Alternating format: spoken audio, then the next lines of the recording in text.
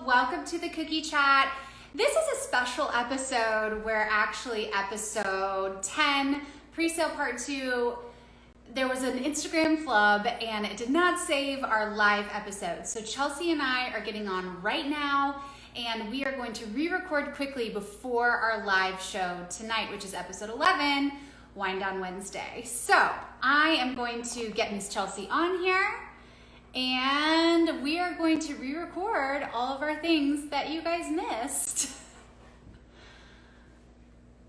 I'm getting Chelsea on. I'm going to go ahead and turn our comments off just so that we can very quickly get through this episode for you guys. I know you guys have been waiting for I'm getting my phone plugged in. Oh. Hold on. Okay. Get it plugged in. We can't. We've already had an issue with this episode. I know. We can't have your phone die too.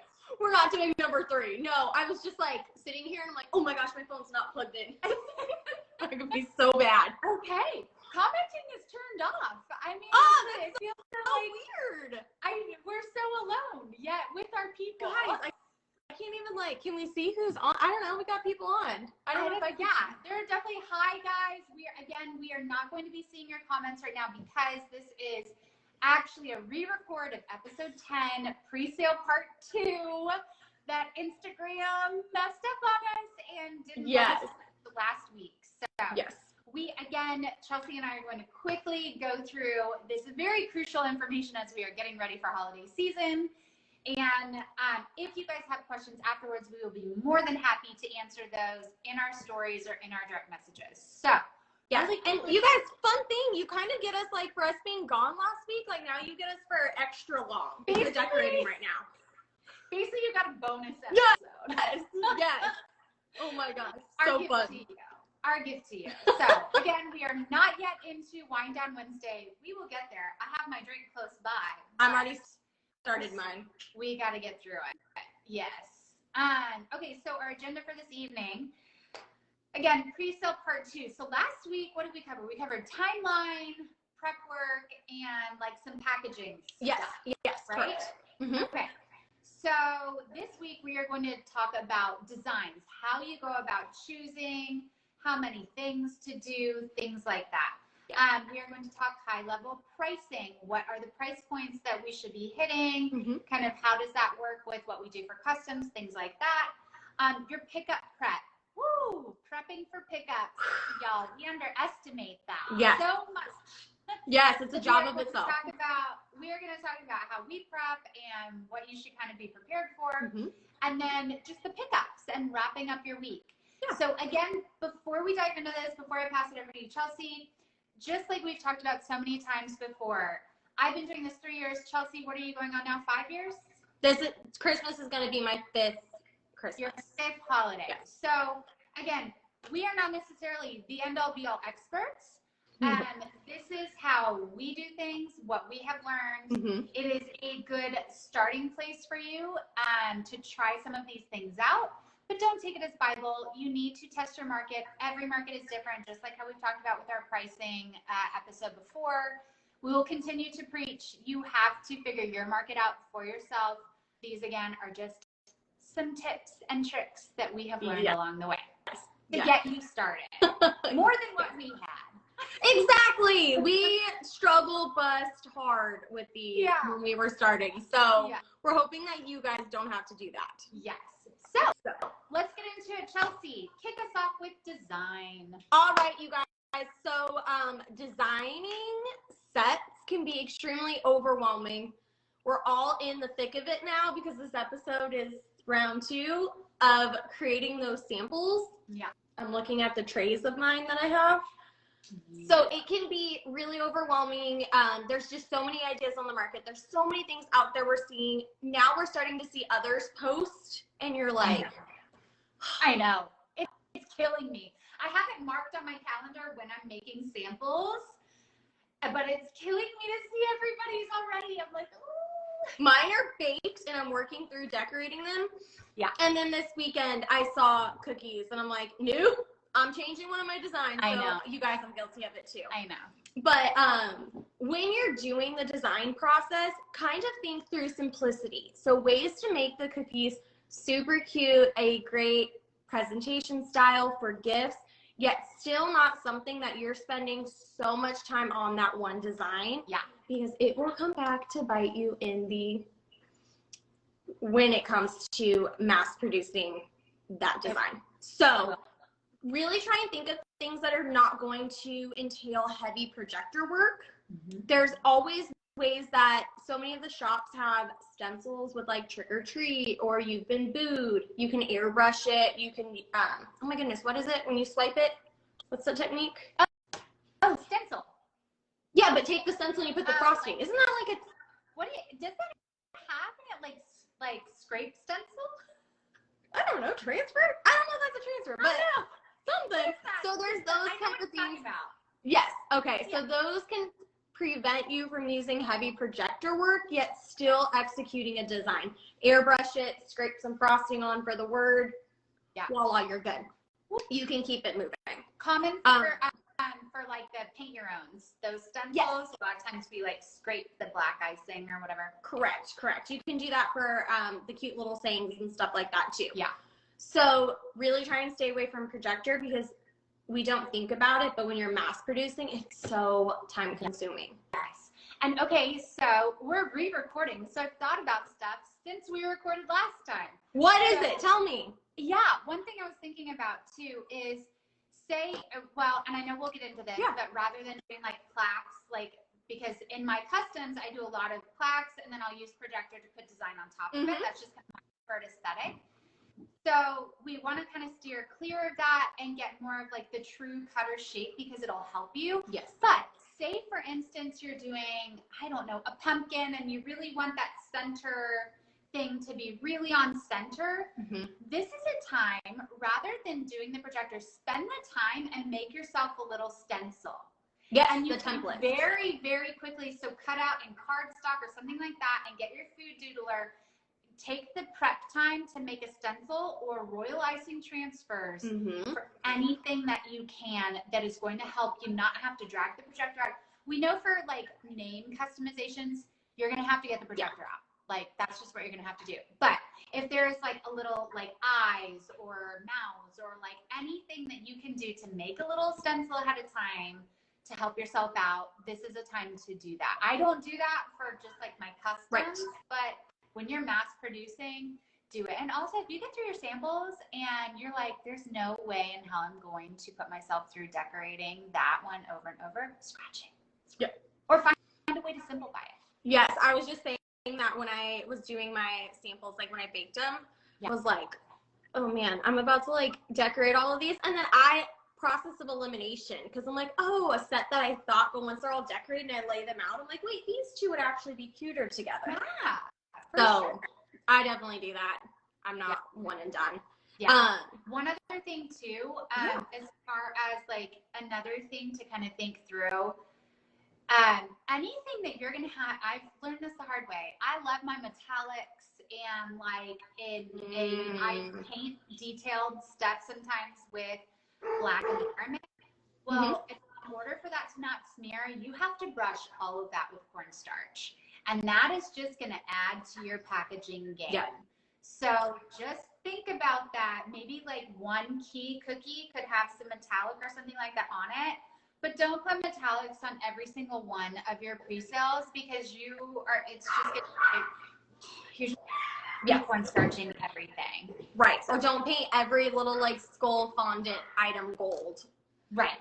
So, yes. Oh, no, save on that. And Melissa hit on, you guys, I'm sorry, you can hear my dogs in the background. I'm in my cookie room today, and they love to play outside.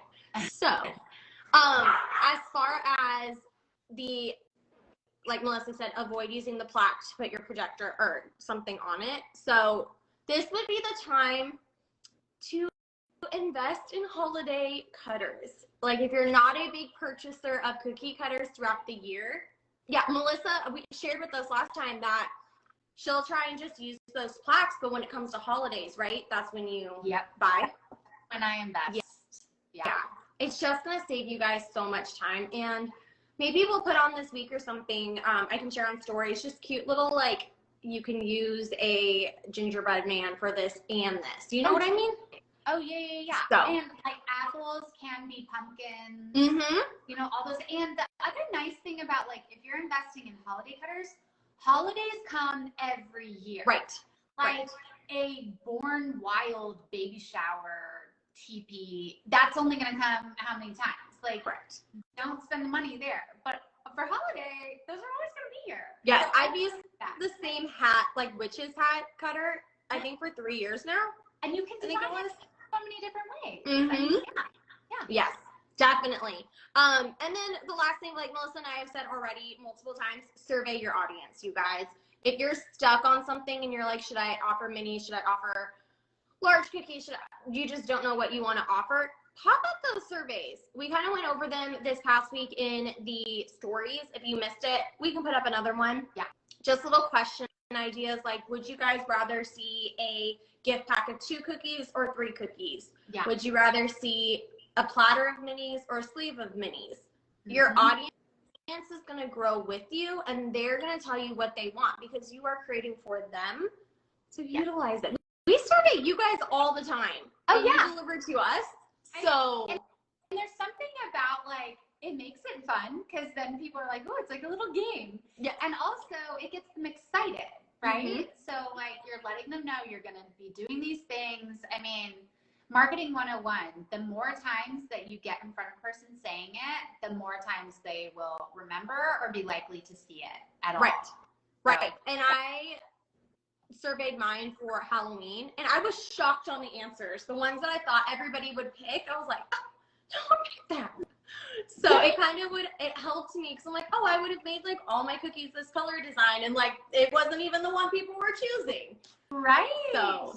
So interesting. But yes, is there anything else on designs, Melissa, that you do that I kind of missed? Or I don't think as far as like actually executing, I would say really quickly, when you're thinking about where to pull design inspiration from, okay, your Home Goods, your Michaels, your Target, y'all, they are putting stuff out before we think that we plan early. They put their Christmas stuff out already. So you're already being bombarded with color scheme ideas, and those are things that are going to be trendy. Those are additional things that people are going to be buying to put with your cookies. So if it's a little mug or things like that. So those are things to really be thoughtful about, like color scheme and just design ideas to go with. Are you going to do more of a traditional ghost, or are you going to do more of like a modern, like sort of ghost thing, you know? So things like that. And also we talked about last episode, serving your cookie cutters before you go and invest in new ones and see what you repurpose, what you forgot that you bought last year and didn't use. Yes. But also, this is a great place to rejigger your inspiration, because I'm already saving amazing fall stuff, amazing Halloween inspiration that I see coming out now. And what I do is I go back. I bought a cookie cutter this year that I had saved 2 or 3 years ago. Hello, Demi Cookie Company. I love a cookie that she did from a couple of years ago, and I finally bought it this year from Completely Printed. And so I will go back and look at my saved folders. So that's another great thing. Make sure that you are saving things and making folders for yourselves this year to be able to go back and look at inspiration and just kind of like rejigger your mind. And then also the tag shops, right? Oh my gosh. They're already something that you're probably going to be using. So if you see, last year I based my entire Halloween scheme off of bedtime principles for stuff. Because I was like, I love this color. I love the idea of it. I based my entire thing off of it, and then I'm like, hello, and it all matches, right? Definitely. So those are kind of like quick places that I kind of pull inspiration from. Is there anything I missed there, Trace?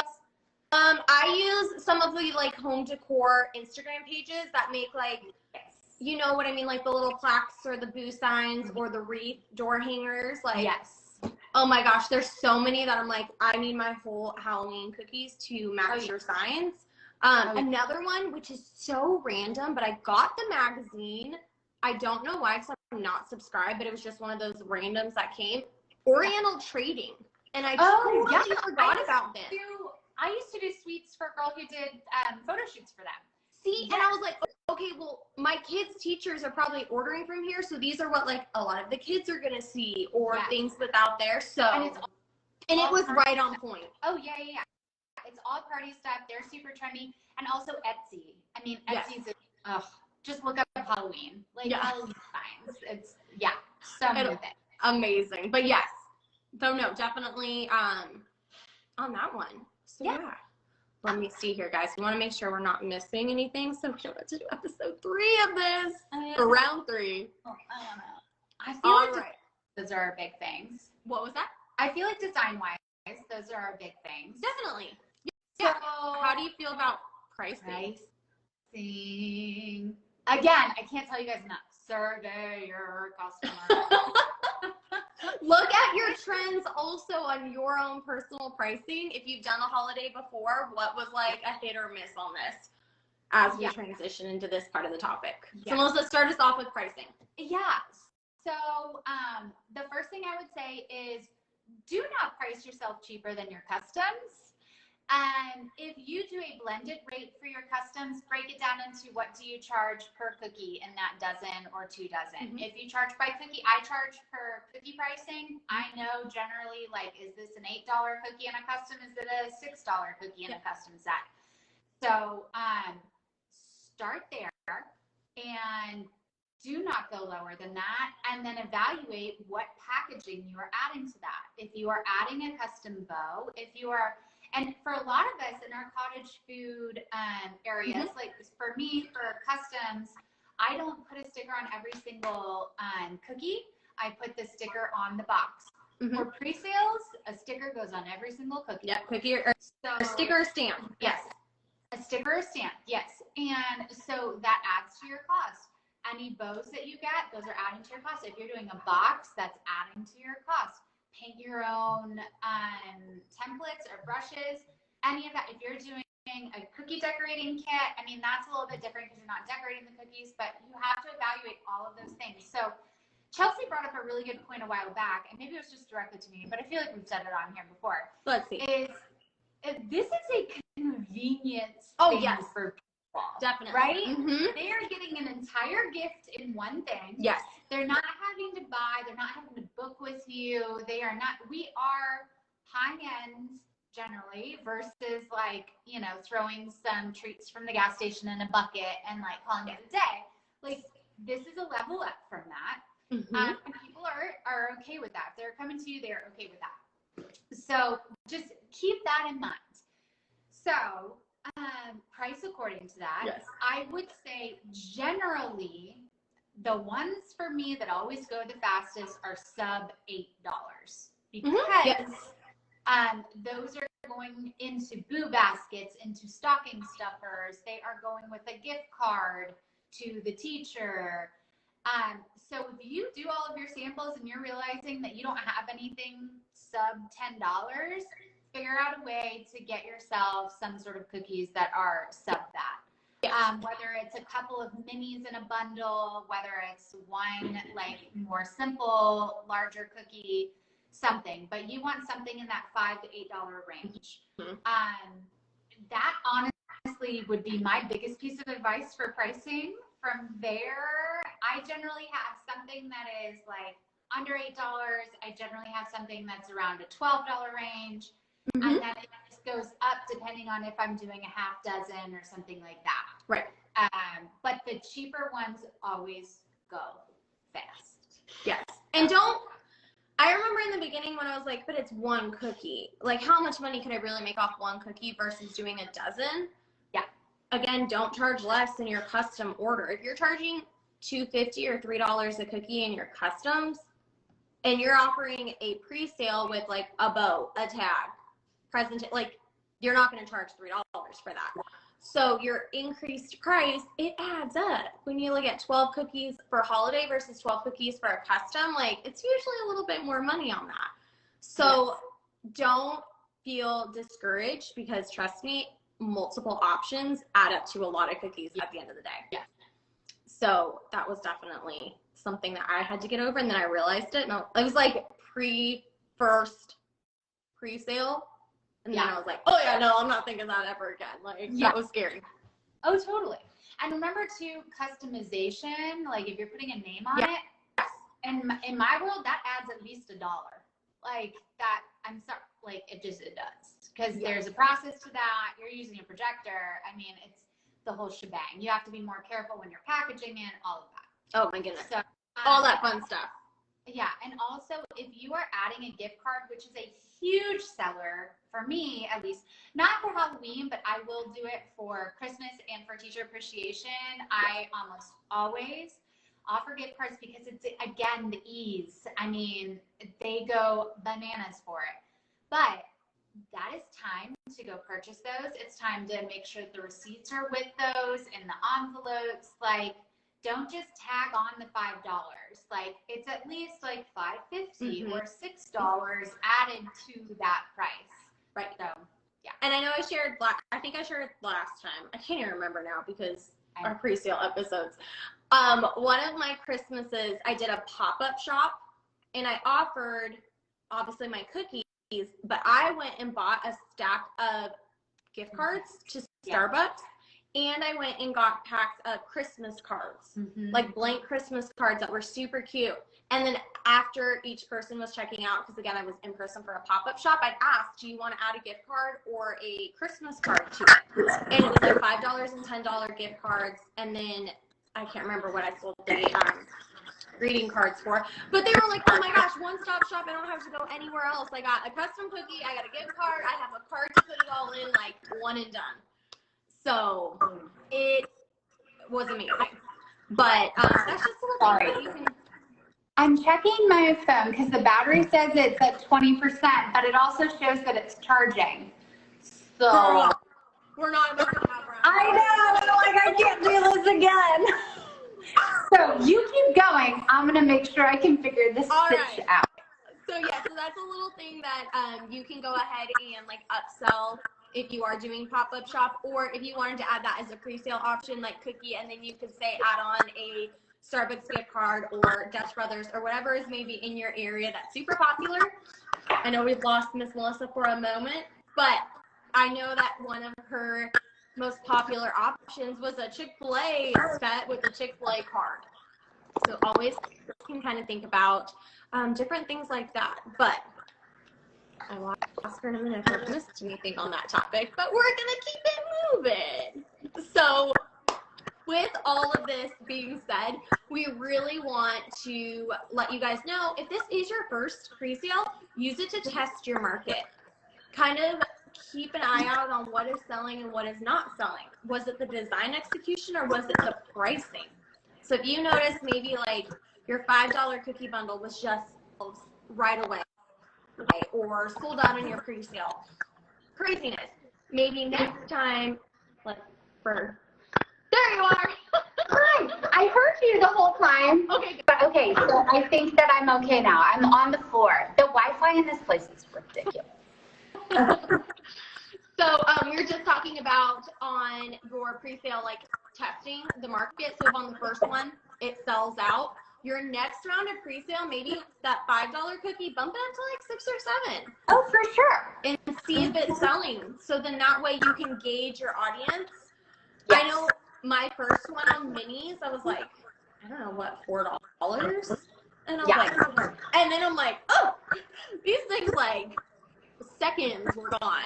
So then I had to increase, and now I found like that sweet spot for my clients. So yes. But definitely test your market. Just recapping, if you're adding the bow, all of that stuff, make sure that when you're evaluating, let's say your kind of minis that you've sold, make sure that the next time they still have a bow, a tag, cute things like that. So it's like a comparable price. Yes, totally. Yeah. All right. Well, guys, we want to make sure we're staying on track. Yes, because we do have another live tonight. Okay. So, all right, the big day. So we're talking about you've made your cookies. Let's get them all put together and ready to be picked up. Yes. So, okay, we talked about this a little bit as far as we have both found that it is easiest. What we kind of tend to do in the process of that week is tackle our most involved cookies. because by the end of the week, you're very tired and you just want to like finish knocking stuff out and stuff that you don't have to mix a ton of colors for or anything like that. So, and I know Chelsea, for you, you actually like, you to go around. Are you there? So, yes, I'm here. Do you see me? I can see you froze. And then do you have a playback on yours? Like an echo? No. Am I okay? You guys, this is an episode that should never exist. Oh my God, seriously. No, my phone is saying again that it's like at 20%. So we're going to get through this. Yes. We're going. Are you ready? Okay. So as we go, so say like we like work heavily on 1 or 2 designs, we get those knocked out, we go ahead and heat seal them. I may not like put the bows on every single thing, but I will go ahead and get them heat sealed and move to the side.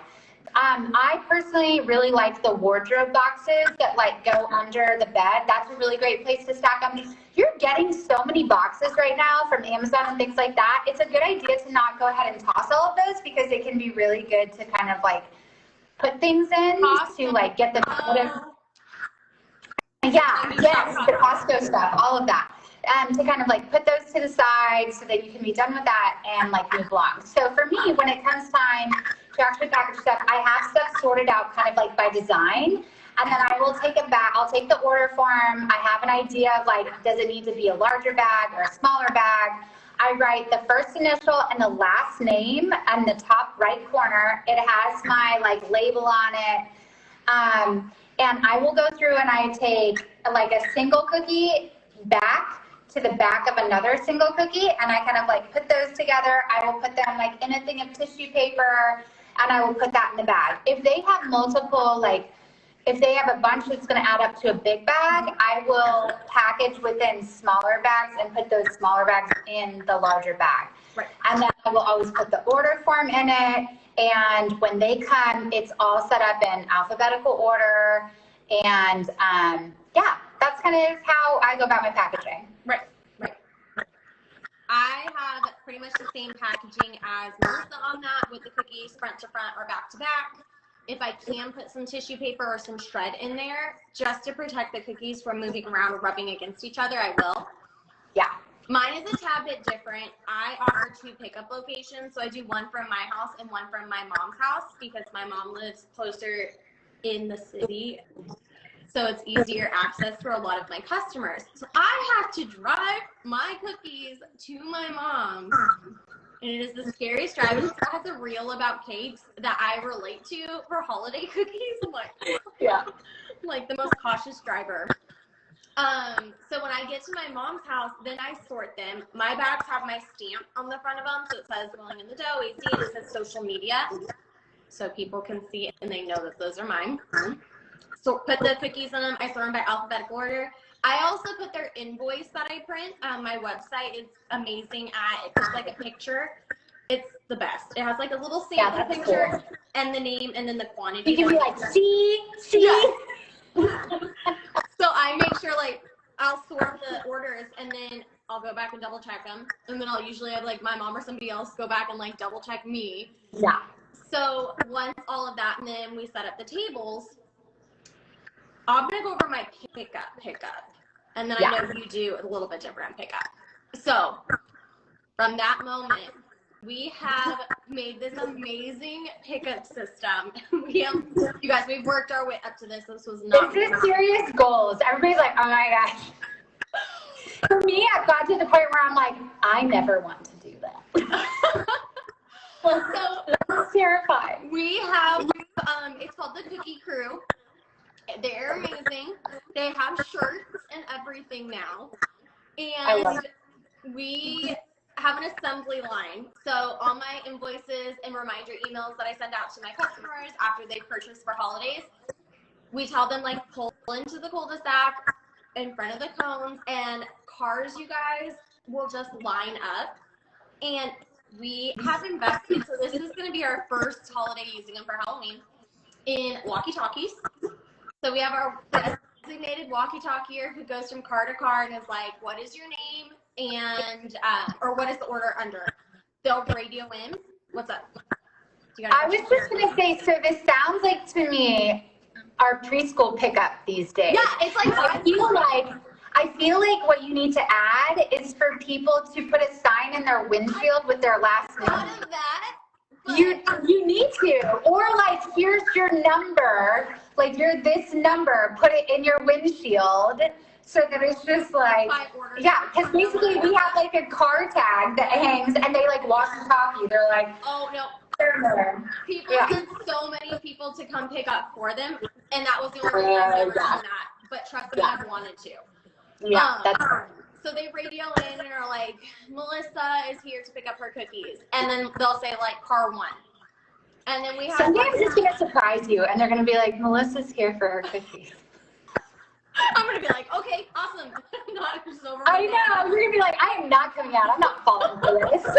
I stay inside because I make sure that it's the right order coming out to you. And then we have our wonderful runners, and they will run the cookies to all the cars, and we just like assembly line, keep it moving. I remember seeing didn't somebody dress up in a dinosaur costume one year, something like that, during COVID? No, but that wasn't cookie pickup. Oh, that was a cookie pickup? Oh, okay. Okay. But yeah, so we keep the line moving. You can pull around, double check your order. That's why it's nice to have the invoice in there. And then I make sure my bows are usually different per design. So I can look at orange bow. Okay, you got that. The other smart thing that you brought up on the episode that didn't take was when we're talking we're talking about like how stressful it is when you get to the time of packaging and you're like getting down to the last few cookies and you're like, oh my gosh, I have enough. You said you know exactly how many extras that you make because you're making such enormous quantities that you're like, no, I have in the Excel, this is how many extras there should be. So if there are more extras or not that many extras, something. I won't, like, I already factor in, like, I have a column of, like, the necessary bake. Like, let's just, for easy numbers, be like, okay, I've sold 20 pumpkins. Yeah. So then I'll put in the column, like, I need to bake 20, or this is how many I sold, but I'm going to bake 25 pumpkins. Yeah. And then I put another column that says 5 extra. So when I get down to it, I go to the extras column and I'm like, I have 5 extra, perfect. Everybody got their cookies because I'm counting them so many times throughout the week. Right. But yeah, I've got like 6. I'm like, everybody's pumpkin bags get pulled and we double check. So it's just such a nightmare, like anxiety. Have you ever like accidentally sent cookies to the wrong location? So one time, was it Christmas? I don't remember. I think it was. Last year, I had somebody come up. So again, we learn with every pickup something new. So I had somebody come up and they gave their name. Let's just say it was like very similar, like Liz. And we're like, okay, Elizabeth. And so the cookie runners ask, because they have the invoice, and they always say, is this your order? Just to make sure. That's really important because I've had people with very similar last names pick up the wrong ones. So like definitely verify. So they asked, is this your order? And the customer was on the phone and looked over and was like, yes, that's my order. Took the order, move along. 3 cars back, somebody was like, said the same name. And I was like, okay. So then I sent out the next Elizabeth. And they were like, oh, no, that's not my last name. I'm like, I have a lit, so I had to go out there, figure it out.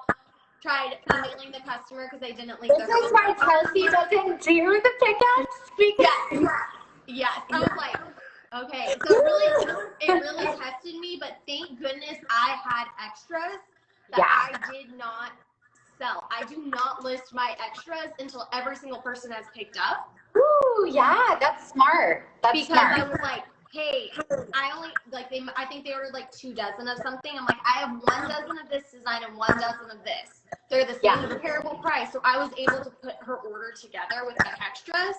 Yeah. It was slightly different and she was fabulous, so sweet with it. But the lady who took the wrong order ended up calling later that night. She was like, oh my gosh, it's totally me. Yeah. Oh, it was so sweet. One other quick thing related to pickups is if you can, try and offer a couple of pickup times or pickup days because you just want to be mindful of like a dual working family or, you know, like the kids' games and things like that. So like, if you can be more accommodating with that, I feel like the less likely you're to have like, oh, I forgot, or like, oh, like those things. And then also make sure with each holiday you are addressing either if you are surveying your customers or just like if you know this for sure, make sure that you are giving things in enough advance for either work parties or school parties. For instance, Halloween falls on a Sunday this year. So a lot of us, I think I'm going to have pickup on that Wednesday, I think, just to accommodate for all of that stuff. So same thing when it comes to Santa's helper. That time of year, do people want it, like some people do it the day after Thanksgiving, some people do it December 1st. So yeah, those are things to keep in mind. The last thing that we'll touch on real quick is people who don't do that. I forgot. What do I do? My customer base is not nearly to where Chelsea's is. I am a part-time baker. I only take what I can handle in that moment. It is extra fun money for our household. So I'm a little bit more flexible of most of not most, like a lot of our customers are our neighbors. So it's very easy, just like, okay, I'll drop it off tomorrow, you know, sort of thing. Chelsea is more apt to handle, how do we handle this? Okay, so if you can, on your invoice, if you are like collecting them through Google Docs and then you personally have to send out an invoice, a lot of the invoicing sections, invoicing apps have a section where you can put like information. I have information down and I sent it in the email, and when they check out, it says the same thing, is that this is the designated pickup time. If you cannot pick up during this time, please send somebody on your behalf to pick up. I don't care if you send your neighbor to come pick up. As long as your cookies get picked up and to you, fabulous. Yeah. But this is the time. I will have sometimes people say, hey, I really want to purchase. Is there any way I could pick up an hour later? I'm fine with that if you communicate. But we're talking to people that are just like, ghost you. Yeah. It says it in it. I will try to reach out one time via email or text, whatever they've included, and say, hey, you forgot your order. This is the time that you can pick up. So whether it be a little bit later. Don't leave it up to them. Be very specific about when you are available. Don't leave it up to them. I've had holidays where 17 people did not pick up. And I'm like, after holidays, you're tired. You just want to be done. Let's get into Wine Down Wednesday pet peeves, shall we? Right? You're tired and you want to be done. And the last thing you want to do is coordinating 17 people's schedules. And then all day, you're just like, I've been here all day on the phone. Yeah. So this is the next pickup time. The next pickup time is between 9:30 and 11. Please come and pick up your cookies. If this time doesn't work for you, please send somebody. At that point, cookies for me will go in the cookie box. And if you don't pick up from there, it says on my invoice, once the cookies hit the cookie box or cooler or whatever you might be using, I am no longer responsible. Yeah. I did my end of the bargain. I offered a second pickup time. I tried to work with you on this. If you still have ghosted me, there's no refund. Yeah. So those are two ways to handle it. Another one that's very common in the cookie world, if you haven't seen it before, be very upfront with the people. I will hold your cookies for a certain amount of time. After that, they are resellable. Mm-hmm.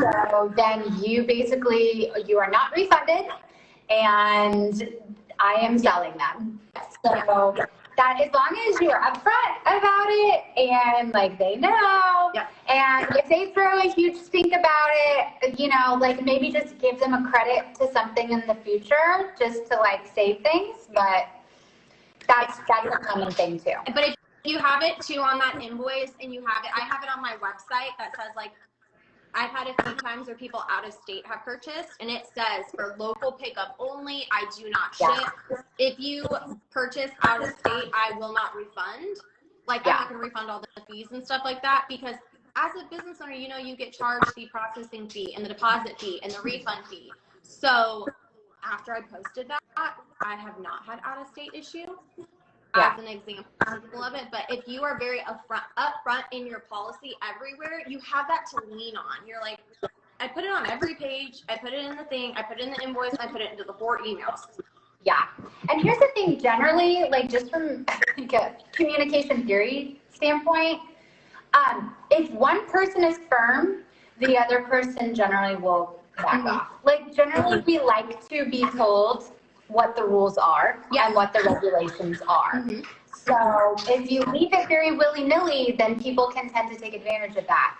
If you come with your rules and regulations from the get-go, it doesn't come off as like, this is your business. I mean, like, you know, so And you guys, you're just being assertive about your business rules. Yes, it took me like 3.5 years to get to that point of like back down, because I spent so many holidays crying that I'm like, I'm just so tired and so stressed. I've been up for like a week baking. So we've learned, this is, again, I know you ease into it. I do have a very like personality on it, I guess, but I've learned from every pre-sale, every holiday, I'll reevaluate at the end of it, like, what do I need to change? So that whole like verifying, no, this is your name, right? Like, we've even gotten to the point of thinking of, should we have like a checklist that like, hey, what is your name? So we have a name and phone number of who picked up. Oh, that's a good idea.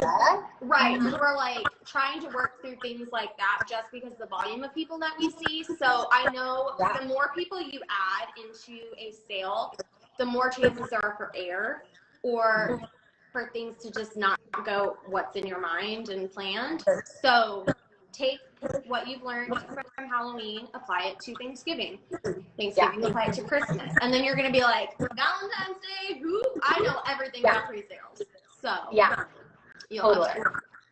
But I think I know one of the other questions that was asked a lot is like difference between pre-sale and pop-up, which do you prefer, which do you recommend? Chelsea and I both tend to do pre-sales. We both have done pop-ups. So pre-sale, basically you are showing people designs, what they cost, and they buy them ahead of time. And then they pick that up on a certain day. Pop-ups, you're making everything in advance. And then you have, it's the same as a flash sale. So you're making what you can, and it's basically like a pop-up market.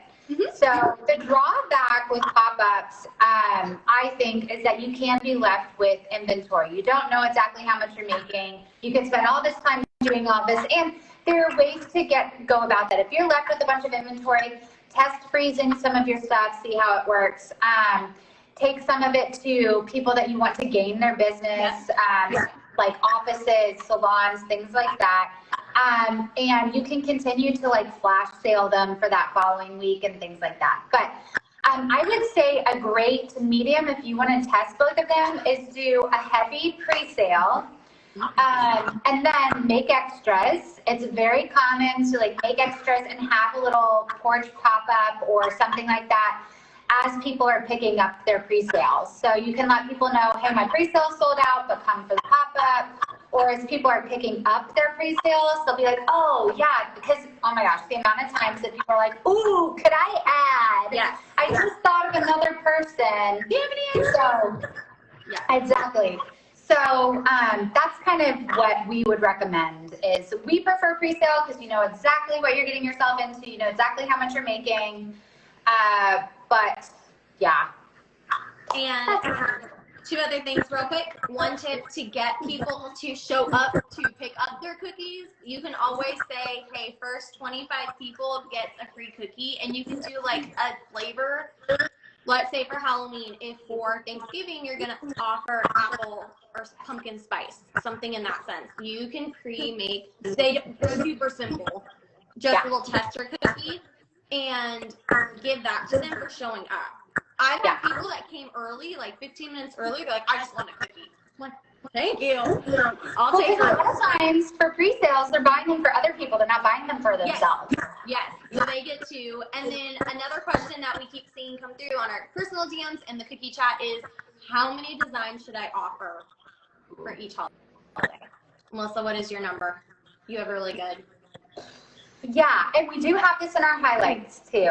I think we have it in our highlights. I think so. So I always offer a mini, some sort of customization, maybe a larger or 2-pack regular, and a paint your own, and depending on the holiday, possibly like a half dozen or a dozen or a platter or something like that. Right. And I offer paint your own. Sometimes it works better for people to do like cookie decorating kits. I know that works better in Chelsea's Market, but those like are kind of the main categories you want to kind of try and hit. Yes. So, well, I think we hit all of ours for this episode that wasn't ever supposed to air. We keep getting so many problems with it, but I know. I think that's All it. right. If there's anything we have forgot or that questions you guys still have, please make sure to shoot them over into our DMs, and we will see if we can get to like an extra Q&A this week. And we'll just answer them in stories and save them to a highlight.